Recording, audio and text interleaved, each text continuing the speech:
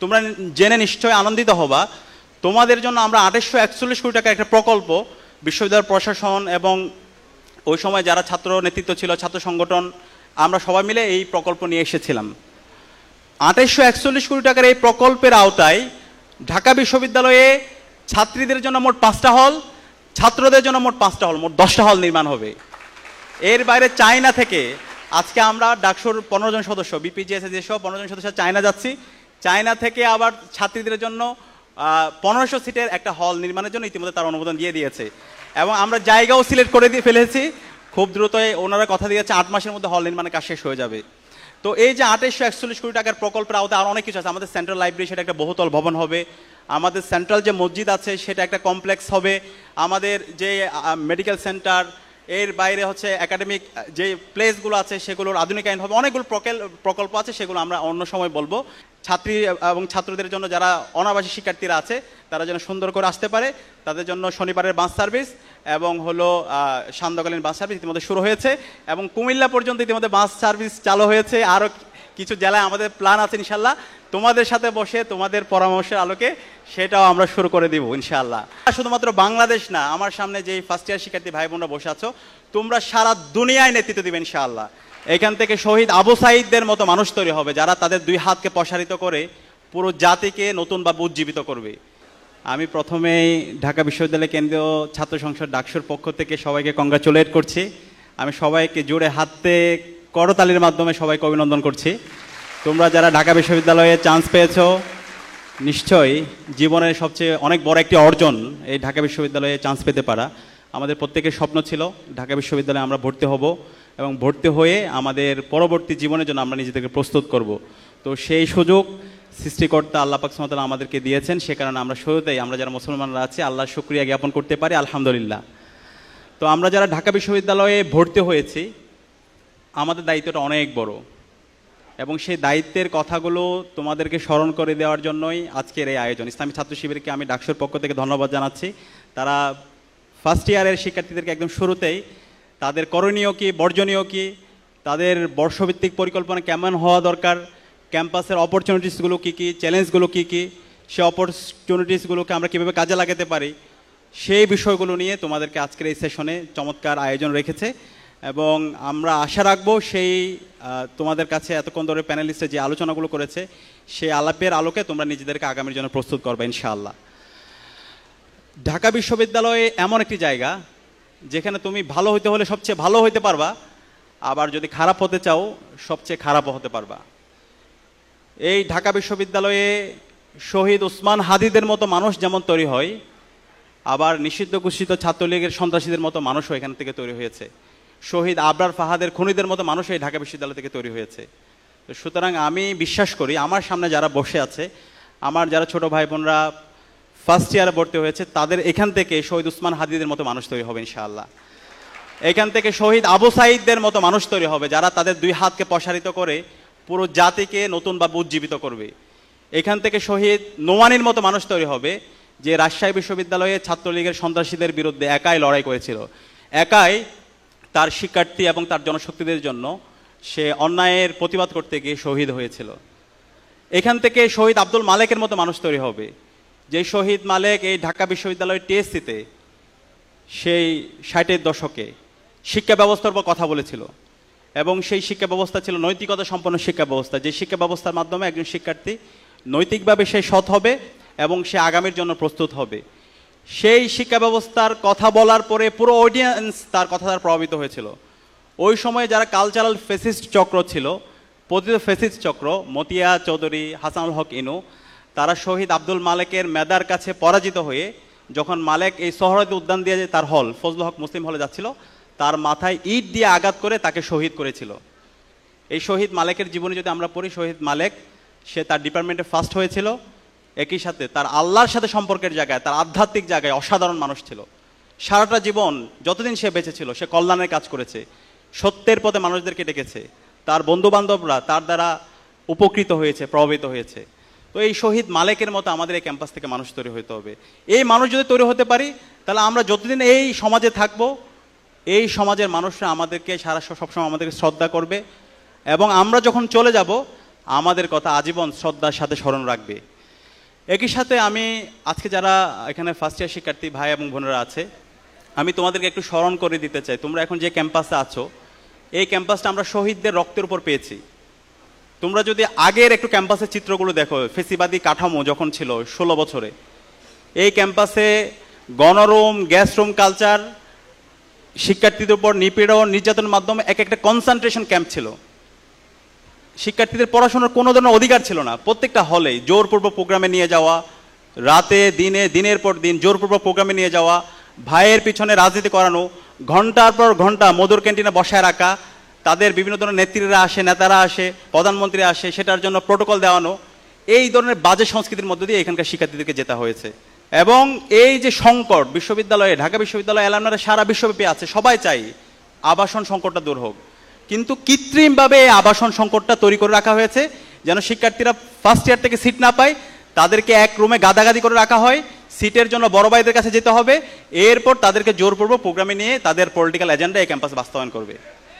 কিন্তু আজকে জুলাই বিপ্লব এবং বিপ্লব পরবর্তী এই ধরনের দাসত্বের রাজনীতির কবর আমরা রচনা করেছি। এখন এই ক্যাম্পাসটা তোমাদের হাতে দিয়ে গেলাম, তোমরা যদি ইউনাইটেড থাকো, তোমরা যদি তোমাদের শিরদাঁড়াকে উঁচু রাখো, তোমরা যদি এই গণরুম গ্যাস রুম কালচারের বিরুদ্ধে, এই ফাও রাজনীতির বিরুদ্ধে, এই পেশি রাজনীতির বিরুদ্ধে তোমরা যদি ঐক্যবদ্ধভাবে এটার বিরুদ্ধে কথা বলতে পারো, তাহলে এই ক্যাম্পাসে আর কখনো গণরুম গ্যাস রুম কালচার ফিরবে না ইনশাআল্লাহ। আমি কি তোমাদের থেকে সেই কমিটমেন্টটা নিতে পারি? তোমরা কি পারবে ইনশাআল্লাহ? ইনশাআল্লাহ। এবং এই যে আবাসন সংকটের কথা বললাম, সেই আবাসন সংকট দূর করার জন্য ডাকসুতে দায়িত্ব নেওয়ার পর আমরা গত 7.5 মাস ধরে আমরা কাজ করছি। আমরা প্রতিদিন এই বিশ্ববিদ্যালয় প্রশাসনকে আমরা এটার কাজ শুরু করার জন্য দৃষ্টি আকর্ষণ করছি। হল যদি আমরা তোমাদেরকে ফার্স্ট ইয়ার থেকে হলটা দিয়ে, হলের সিট দিয়ে দিতে পারতাম সেটা খুবই ভালো হতো, কিন্তু হল নির্মাণ হওয়ার জন্য তো একটু সময় লাগবে।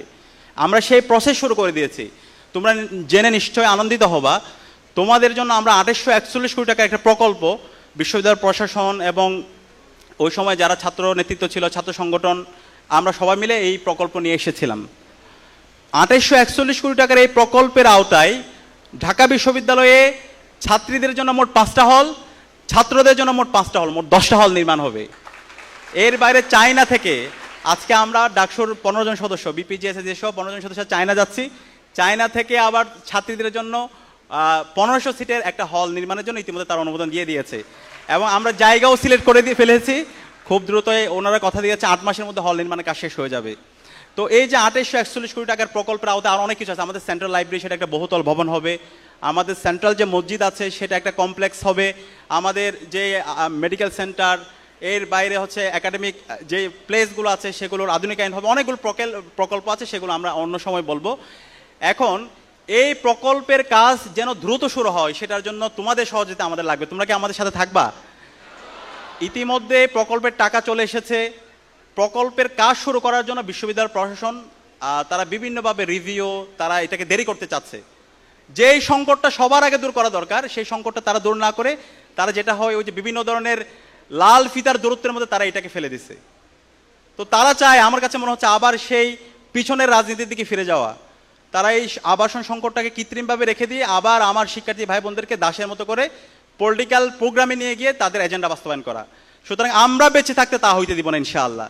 তোমরা যদি আমাদের সাথে থাকো, ইনশাআল্লাহ আমরা এই মেয়াদের মধ্যে এই হল নির্মাণগুলোর কাজগুলোর শুরু করে দেবো ইনশাআল্লাহ, তোমাদেরকে সাথে নিয়ে ইনশাআল্লাহ। আমরা ইতিমধ্যে অগ্রগতির জন্য জানতে গিয়েছিলাম, বিশ্ববিদ্যালয় প্রশাসন বলেছে তারা রিভিউ করতে দিয়েছে এবং তারা দ্রুত শুরু করবে। কিন্তু কত দ্রুত সেটা তো আমরা এখন আস্থা রাখতে পারছি না। কারণ তোমরা জানো, আমাদের ঢাকা বিশ্ববিদ্যালয়ের সেন্ট্রাল মসজিদে আমরা প্রায় 3.5 কোটি টাকার কাজ করেছি। যখন আমরা কাজ করতে যাচ্ছিলাম, এই মসজিদ 65 বছরে এই মসজিদে কোনো সংস্কার হয় নাই। তা আমরা প্রথমে বলেছিলাম বিশ্ববিদ্যালয় প্রশাসনকে, আপনারা এই মসজিদে একটা সংস্কার করে দেন। আমাদের ওখানে বোনদের জন্য, নারীদের জন্য ছোট্ট একটা জায়গা ছিল, ওই জায়গায়ও নামাজ পড়ার মতো খুবই ময়লা স্যাঁতস্যাঁতে অবস্থা। তো তারা বললো আমাদের কাছে ফান্ড নেই। তো ফান্ড যখন নেই, ঠিক আছে, আমরা বললাম ঠিক আছে, তাহলে আমরা একটু চেষ্টা করে দেখি। আমরা আমাদের অ্যালুমনাইয়ের মাধ্যমে চেষ্টা করলাম, 3.5 কোটি টাকার ফান্ড নিয়ে আসলাম, কাজ করলাম। সেন্ট্রাল মসজিদের আপৎকালীন যে সংস্কারগুলো দরকার সেটা হইলো, মসজিদের মধ্যে এসি স্থাপন করলাম। নারী আমাদের বোনদের জন্য নামাজের যে জায়গা সেটাকে আমরা বড় করলাম। এই এসি স্থাপন করার পরে আজকে প্রায় 2.5 মাস হচ্ছে, এখন পর্যন্ত আমরা এসিতে ইলেকট্রিসিটি কানেক্ট করতে পারি নাই। ইলেকট্রিসিটি কানেক্ট করার কথা ছিল, তখন কিন্তু বলেছিল 1 মাসের মধ্যে আমরা তোমাদেরকে ইলেকট্রিসিটি কানেক্ট করে দেবো। কিন্তু এখন প্রায় 2.5 মাস হয়ে গেল, তারা এখন পর্যন্ত এই আমাদের সিটগুলো, আমাদের এসিগুলোতে ইলেকট্রিসিটি তারা কানেক্ট করে দেয় নাই। তো এখন সর্বশেষ মাননীয় উপাচার্য মহোদয় আমাদেরকে বলেছেন এই মাসের মধ্যেই এসি স্থাপনের কাজ শুরু হবে। ইতিমধ্যে সাব স্টেশন স্থাপন করা হয়েছে। আমরা আশা রাখতে চাই এই মাসের মধ্যে ইনশাল্লাহ এসি স্থাপন হবে এবং মুসল্লিরা সুন্দরভাবে গিয়ে মসজিদে নামাজ পড়তে পারবে। একই সাথে ঢাকা বিশ্ববিদ্যালয়ের 104 বছরের ইতিহাসে অনাবাসিক শিক্ষার্থীদের জন্য সান্ধ্যকালীন বাস এবং শনিবারের বাস সার্ভিস চালু হয় না কখনো। আমরা সেটা দায়িত্ব নিয়ে, আমরা কিন্তু ইশতেহারে এটা বলি নাই, ইশতেহারের বাইরে এটা কাজ, সেটা আমরা বাস্তবায়ন করে দেখিয়েছি। আমরা যখন প্রশাসনকে বলেছি, প্রশাসন বলতেছে আমাদের কাছে ফান্ড নাই, তখন আমরা নিজেরা ইউজিসিতে গেলাম, ইউজিসিতে গিয়ে 4.5 কোটি টাকার ফান্ড আমরা নিয়ে আসছি। ছাত্রী এবং ছাত্রদের জন্য যারা অনাবাসিক শিক্ষার্থীরা আছে তারা যেন সুন্দর করে আসতে পারে, তাদের জন্য শনিবারের বাস সার্ভিস এবং হলো সান্ধ্যকালীন বাস সার্ভিস ইতিমধ্যে শুরু হয়েছে এবং কুমিল্লা পর্যন্ত ইতিমধ্যে বাস সার্ভিস চালু হয়েছে। আরও কিছু জেলায় আমাদের প্ল্যান আছে ইনশাল্লাহ, তোমাদের সাথে বসে তোমাদের পরামর্শের আলোকে সেটাও আমরা শুরু করে দিব ইনশাল্লাহ। এবং আরেকটি জিনিস জেনে এখানে আমার ভালো লাগছে, এখানে অনেক বোনেরা এসেছে, নারী শিক্ষার্থীরা এসেছে। ঢাকা বিশ্ববিদ্যালয়ের ইতিহাসে 104 বছর ইতিহাসে নারীদের জন্য কোনো জিমনেশিয়াম হয় নাই। আমরা তোমাদের জন্য প্রায় 70 লক্ষ টাকা খরচ করে ঢাকা বিশ্ববিদ্যালয়ের সেন্ট্রাল ফিল্ডের মধ্যে তোমাদের জন্য আমরা নারীদের জন্য জিমনেশিয়াম স্থাপন করেছি। জিমনেশিয়ামের কাজ শেষ, আশা করছি তোমরা যাবা এবং ছাত্রদের জন্য তোমাদের জন্য যে জিমনেশিয়াম আছে সেটাকে আমরা আধুনিকায়ন করার জন্য কাজ করছি। সেন্ট্রাল ফিল্ডের আমূল পরিবর্তন করার জন্য আমরা 2 কোটি টাকার একটা বাজেট নিয়ে এসেছি, টাকা নিয়ে এসেছি, চেক সব আছে, কিন্তু প্রশাসনের যে আমলাতান্ত্রিক জটিলতার কারণে সেই কাজগুলো আমাদের যেভাবে অগ্রগতি হওয়া দরকার সে অগ্রগতি আমাদেরকে হতে দেয় নাই। এর বাইরে আমাদের ছাত্রীবন্ধুদের জন্য মাতৃত্বকালীন ছুটি, সেটা দীর্ঘদিনের দাবি ছিল, সেই মাতৃত্বকালীন ছুটি ইতিমধ্যে চালু হয়ে গিয়েছে, কার্যকর হয়েছে। এবং ইতিমধ্যে আমাদের শ্রদ্ধেয় শিশির মনির ভাই যেটা বলেছেন, তোমাদের কাজ হচ্ছে পড়াশোনা করা, গবেষণা করা, আগামীর জন্য নিজেকে প্রস্তুত করা এবং এর বাইরে এইখানকার ক্যাম্পাসের হচ্ছে শিক্ষার্থীরা রাজনীতি করবে শিক্ষার্থীদের নির্বাচিত প্রতিনিধিদের মাধ্যমে। তো এই ডাকসু নির্বাচনটা যেন প্রতি বছর হয়, সেটার জন্য আমরা ইতিমধ্যে ডাকসু নির্বাচনকে একাডেমিক ক্যালেন্ডারভুক্ত করার জন্য একাডেমিক ক্যালেন্ডারে যে কমিটি আছে সেই কমিটির তালিকাভুক্ত করেছি। তো আশা করছি ইনশাল্লাহ ডাকসু নির্বাচন প্রতি বছর হবে এবং প্রতি বছর নির্ধারিত সময় ডাকসু নির্বাচনের মাধ্যমে শিক্ষার্থীদের নির্বাচিত প্রতিনিধিরাই বাংলাদেশে তারা প্রতিটি ক্যাম্পাসে তারা নেতৃত্ব দিবে এবং এই ডাকসুতে তারা নির্বাচিত হয়েছে, তারা শিক্ষার্থীদের আশা আকাঙ্ক্ষার বাতিঘর হবে। এবং তোমাদের সর্বশেষ যে বিষয়টা বলবো, তোমরা এখন যারা প্রথম বর্ষে ভর্তি হয়েছো তোমাদের অবারিত সময় আছে। আমরা অনেক ক্ষেত্রে দেখতে পাই আমাদের অনেক ছোট ভাইরা বোনরা 4th ইয়ারে গিয়ে মাস্টার্সে গিয়ে তারা হতাশার গল্প বলে, তাদের পরিবার আর তাদের পরিচয় দিতে পারে না। তো এই হতাশার গল্প যেন আমরা আগামী 4-5 বছর পর তোমাদের থেকে শুনতে না পাই। তোমাদের সুযোগ আছে, সময় আছে, এখন থেকে যেন তোমাদের বর্ষভিত্তিক পরিকল্পনা থাকে।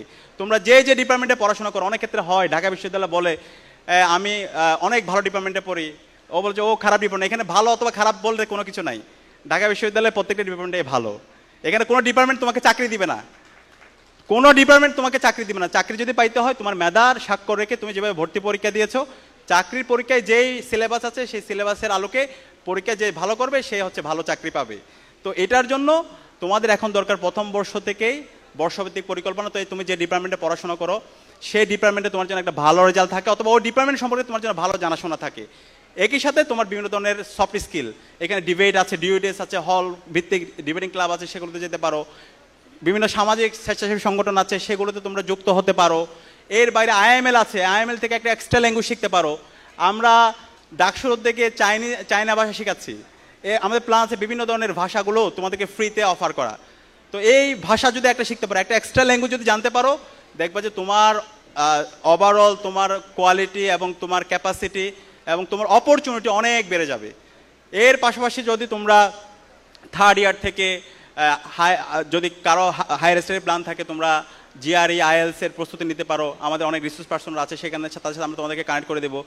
এবং 4th ইয়ার মাস্টার্স, এই 3rd ইয়ার পুরো সময় জুড়ে যাদের গভর্নমেন্ট জবের প্ল্যান আছে, তোমরা বিসিএস এ যদি পড়াশোনা করো সেই প্রস্তুতিও তোমরা খুব ভালোভাবে নিতে পারবা। তাহলে এইভাবে প্রত্যেকটা ইয়ারে যদি তোমাদের প্ল্যান থাকে 1st ইয়ার থেকে একদম 4th ইয়ার পর্যন্ত, তাহলে তোমার অনার্স শেষ হওয়ার পরে তোমার আর কোনো হতাশা অথবা হীনমন্য থাকবে না। তোমার একাডেমিক এক্সেলেন্সি থাকবে, তোমার সফট স্কিল ডেভেলপ হবে। একই সাথে তুমি যদি দেশের বাইরে যেতে চাও, সেই বাইরে যাওয়ার জন্য তোমার সেই যোগ্যতা তুমি অর্জন করতে পারবা। একই সাথে 2-3 বছর ধরে তুমি যখন বিসিএস এরও প্রস্তুতি নিবা 3rd ইয়ার এবং 4th ইয়ারে, তোমার সেই প্রস্তুতিটাও হয়ে যাবে ইনশাআল্লাহ। তা আমি চাই তোমরা শুধুমাত্র বাংলাদেশ না, আমার সামনে যে 1st ইয়ার শিক্ষার্থী ভাই বোনরা বসে আছো, তোমরা সারা দুনিয়ায় নেতৃত্ব দিবে ইনশাআল্লাহ। এবং আমি বিশ্বাস করি ঢাকা বিশ্ববিদ্যালয়ের শিক্ষার্থীদের সে ক্যাপাসিটি আছে। আমরা ঢাকা বিশ্ববিদ্যালয়ে অনেক শিক্ষার্থীদেরকে তাদেরকে দেখতে পাইছি, তারা যখন ইউরোপে গিয়েছে, তারা যখন অক্সফোর্ডে গিয়েছে, কেমব্রিজে গিয়েছে, হার্ভার্ডে গিয়েছে, MIT-তে গিয়েছে, তারা ওইখানে সেরাদের সেরা হয়েছে। তো তারা কেন ঢাকায় বাংলাদেশে থেকে কেন পারছে না? তাদেরকে আমরা সেই পরিবেশটা দিতে পারি নাই। তো আমরা এখন চেষ্টা করছি ঢাকা বিশ্ববিদ্যালয়ে সেই পরিবেশটা দেওয়ার, সেই স্বপ্নের ক্যাম্পাস বিনির্মাণ করার। ইনশাআল্লাহ আগামীতে যে শিক্ষার্থীরা আসবে তারা এই স্বপ্নের ক্যাম্পাসটা পাবে। প্রথম বর্ষ থেকে তার চমৎকার একটা পড়ার টেবিল থাকবে, তার একটা রুম থাকবে, তার স্বাস্থ্যের নিরাপত্তা থাকবে, তার খাদ্যের নিরাপত্তা থাকবে। নারী শিক্ষার্থীদের জন্য তাদের জন্য একটা নিরাপদ ক্যাম্পাস হিসেবে আমরা বিনির্মাণ করব এবং এখানে শিক্ষার পরিবেশ থাকবে। বিশ্ববিদ্যালয়ের মূল কাজ হবে সে পড়াশোনা করবে, গবেষণা করবে এবং আগামীর জন্য নিজেকে প্রস্তুত করবে।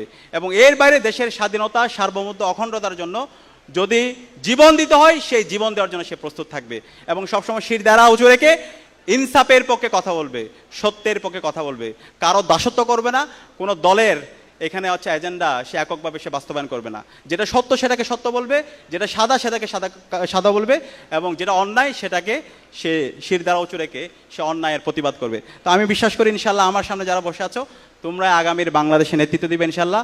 আল্লাহ পাক সুবহানাহু ওয়া তাআলা তোমাদেরকে সেই তৌফিক, সেই যোগ্যতা, সেই সক্ষমতা, সেই প্রজ্ঞা দান করুক।